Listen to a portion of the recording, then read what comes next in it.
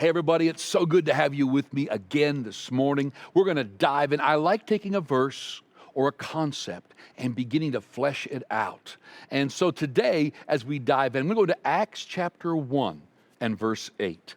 But you, who? You, shall receive power when the Holy Spirit has come upon you. And you shall be witnesses to me in Jerusalem, in all Judea and Samaria, and to the end of the earth. We're talking about faith, living a life of faith, believing the right things. You see, you need to believe God's thoughts, God's principles, God's design, not your thoughts, your uncle's thoughts, your culture's thoughts. We want to know truth. And so one of the things it says here is that when we give our lives to Jesus Christ and we walk in the power of the Spirit, that we have received power. Now, the word there for power in the Greek is the word dunamis. And I want to take a look at what dunamis means. And if you take a look at in the Strong's Concordance, it talks this way, and I'm going to read it to you. You're going to receive power. What kind of power? It says inherent power. Power residing in you by virtue of its nature, or which a person exerts and puts forth. This power that is within you and I, okay, because of Jesus, is something that is inherent. It's within us. Literally, we have the ability now to use this power. It flows out of us.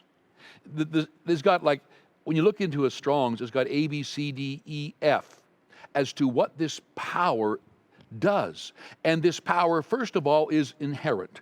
It is a power residing within us. Now, most Christians don't believe that. Most Christians believe that prayer is begging, bugging, and pleading with God, and that God, because He is sovereign, decides the miracles.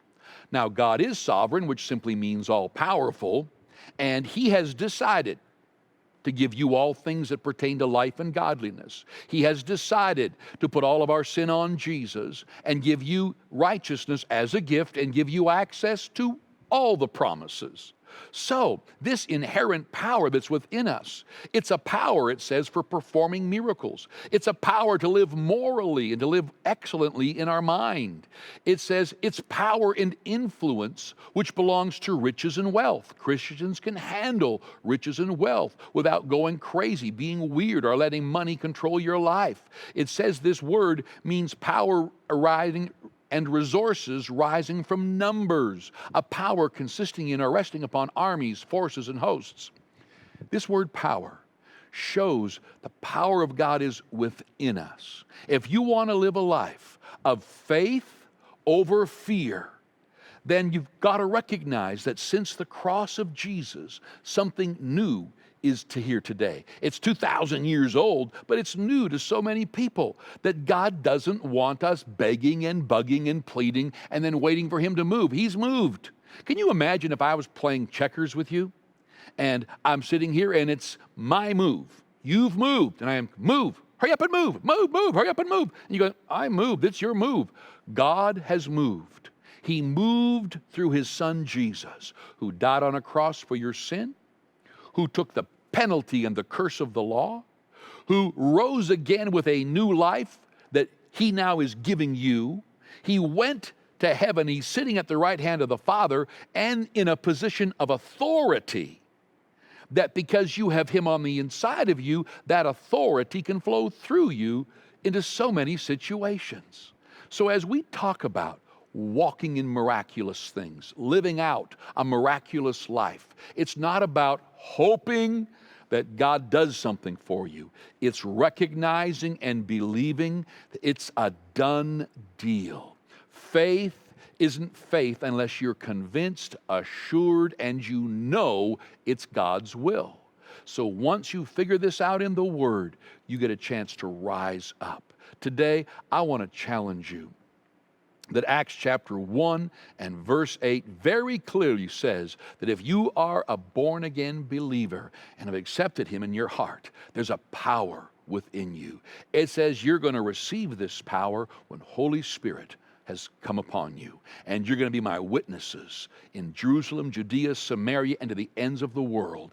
This situation we're going through right now with the coronavirus, we've got a choice. We can curl into a ball and suck our thumb and go, oh, the world's coming to an end. Or we can go, there's been way worse stuff than this in countries all over the world. People say, well, Leon, don't minimize it too much. Well, people are maximizing it too much. People are saying, well, is this going to happen all the time? Are we going to live in constant fear? We know that there are people who will live in constant fear, people who will live all messed up all the time, panicking all the time. I choose to live in peace. I choose to live in faith. I believe that although I'm going to walk in wisdom with what is a wise thing to do to prevent stuff, a wise thing to do in my interactions with others, but my faith is in Jesus and what he has done on the cross, and that God has always kept his people. He hasn't just protected them, he's allowed them to go forth and to be leaders on this planet.